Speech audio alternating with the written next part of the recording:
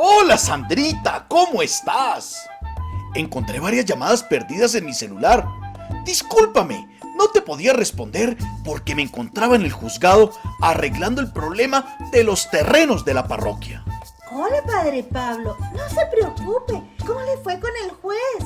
La verdad es un pleito largo. Sin embargo, tanto le insistí al juez que tuviera en cuenta nuestros argumentos hasta que al fin accedió. ¡Qué bien, padre! Insistir a veces nos ayuda a alcanzar las cosas. Eso es lo que estamos viendo con Pilar aquí en mi casa, pues estamos preparando la formación para los niños del domingo. ¡Hola, padre Pablo! Aquí le estoy escuchando. Lo que pasa es que le estábamos marcando porque tenemos unas dudas frente al Evangelio de Lucas, capítulo 18, versículos 1 al 8. Y pues queremos ver si usted nos puede ayudar. ¿Cómo es la vida? Ahí en el juzgado me sentía yo como la pobre viuda que le rogaba al juez y al final de tanto insistirle consiguió lo que ella quería. Esperemos que el juez que está llevando el caso de la parroquia no sea corrupto como el de la parábola. Ni que usted sea como la viuda importuna, padre. Yo también lo espero. Pero bueno, aprovechemos la llamadita para hablar un poco de ese evangelio y así aclararle las dudas. ¡Sale y vale!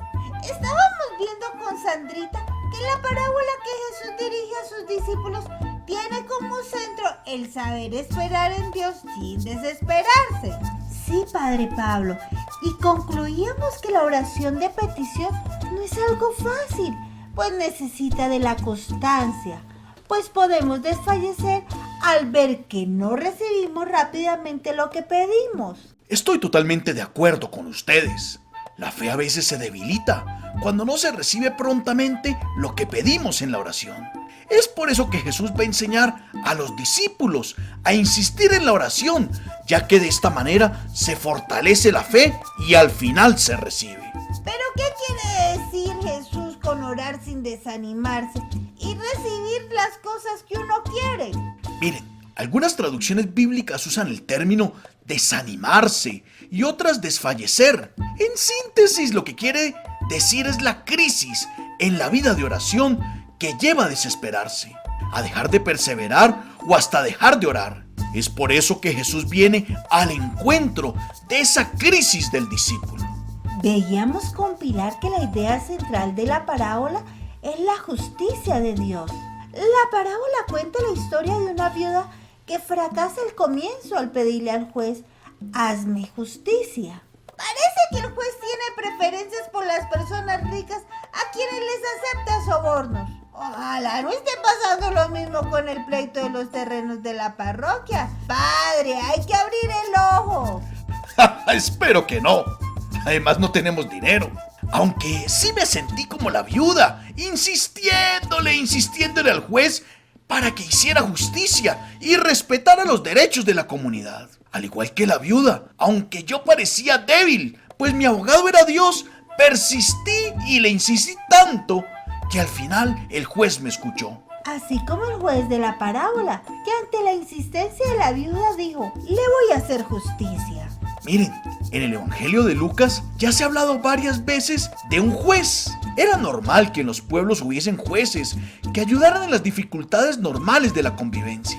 En esa época no era algo tan complicado como ahora, que por ejemplo yo llevo 3 años en ese pleito y nada que sale. ¿Qué significa que el juez ni temía a Dios ni respetaba a los hombres? Esa es una expresión que Lucas utiliza para decir que era un juez corrupto, que no respetaba ni lo divino ni lo humano. Me llama la atención, precisamente, que en el Evangelio de Lucas aparecen 5 viudas, contando la de esta parábola. Yo recuerdo muy bien cuáles, padre. Ana, la viuda de Sarepta, la viuda de Naín y la viuda que dio su monedita en el templo, ¿cierto? ¡Muy bien! Recuerden que en el tiempo de Jesús, una viuda estaba expuesta para que se aprovecharan de ella. Es tan cruel la situación de una viuda en Israel que el mismo libro de las Lamentaciones compara las ruinas de Jerusalén con una viuda. Yo recuerdo que en algunos salmos Dios sale en defensa de la viuda. Por ejemplo, en el Salmo 68:6, que dice: Padre de los huérfanos y tutor de las viudas es Dios en su santa morada. Veíamos con Pilar que en el versículo 3 se presenta que la viuda va ante el juez para que le haga justicia, pues se están aprovechando de ella. Lo que no sabemos exactamente cuál era la injusticia que le estaban cometiendo, pues se puede ver que la mujer estaba desesperada, pues siendo indefensa se están aprovechando de ella, pobrecita. Además, siendo pobre, no tiene medios económicos para satisfacer la codicia del juez. Han hecho ustedes un excelente análisis. Lo interesante es que ella no para de insistir. Ese es el centro de la parábola que Jesús le está diciendo a los discípulos, pues los está formando para que insistan y persistan en la oración. Por perdidas que se vean las cosas, por poco posibles que ellas parezcan, hay que insistir en la oración para alcanzar lo que se desea. El texto dice que durante mucho tiempo el juez no quiso hacer justicia. De pronto no lo ha hecho para no enfrentarse con uno que sí tiene poder. ¡Claro! ¿No ve que al juez le gustaba la platica? Era mejor hacerse el bobo con la viuda y así evitar conflicto con sus intereses. Si la viuda hubiera parado de insistir y se hubiera resignado, pues al final no hubiera alcanzado absolutamente nada. Ya vio, ¿no, padre? Insista para que no perdamos esos terrenos de la parroquia. ¡No desfallezca! ¡Ore! Tanto insistió la pobre mujer que el juez por fin decidió hacer justicia. ¿Se imaginan ustedes lo cansona que ella se había puesto?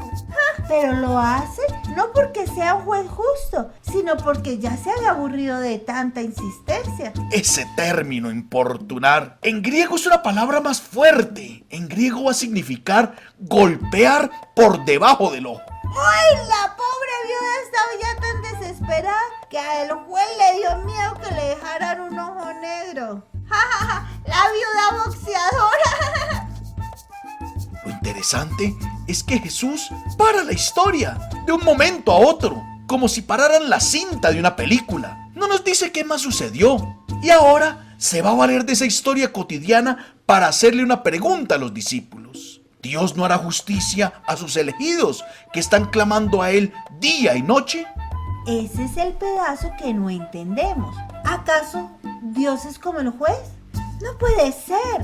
Dios no es injusto ni corrupto. ¿Por qué Jesús va a colocar como ejemplo al juez para mostrar el proceder de Dios? El proceder de Dios con los pobres que le claman es completamente opuesto al del juez corrupto.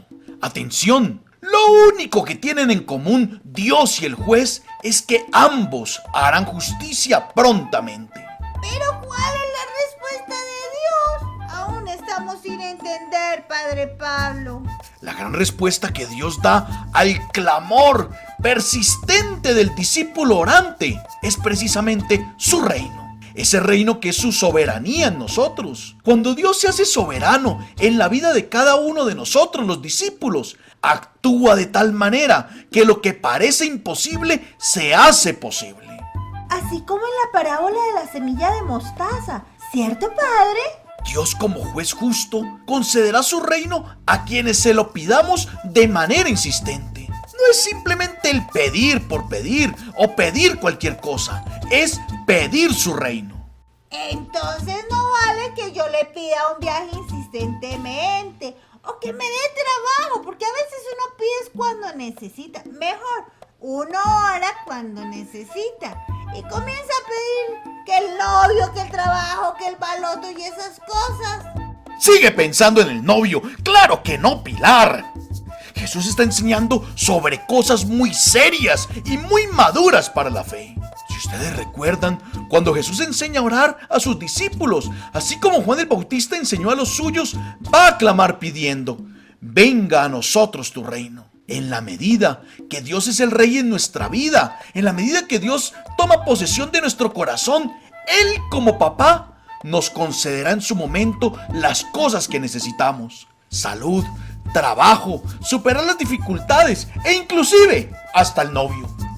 Entonces lo que el discípulo debe clamar insistentemente es que Dios sea el rey, el soberano en la vida de cada persona. Claro que sí, eso es, y clamar ese reinado sin desfallecer, de manera insistente. Lo demás vendrá por añadidura. Una fe madura pide el reino, que Dios sea todo en nosotros, que sea nuestro rey. Por eso Jesús va a preguntar de nuevo a sus discípulos: cuando venga el Hijo del Hombre, ¿encontrará fe sobre la tierra? ¡Ay, Padre! ¿Y qué significa eso?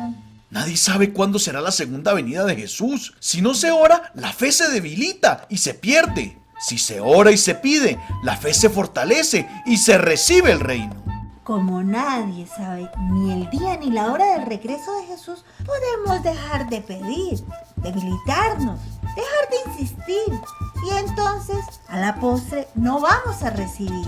La parábola a la larga es una invitación a perseverar en lo que se pide, en el reino de Dios en nuestra vida, para que cuando Jesús vuelva nos encuentre fortalecidos en la fe. Pues, Padre, nuestras dudas ya fueron aclaradas. Nos pondremos con Sandrita a preparar unos dibujos para explicarle a los niños y algunas canciones. Yo por ahora regresaré a mi casa, pero mañana regreso de nuevo aquí al juzgado a insistirle al juez, pues lo de la comunidad es de la comunidad y no lo vamos a perder.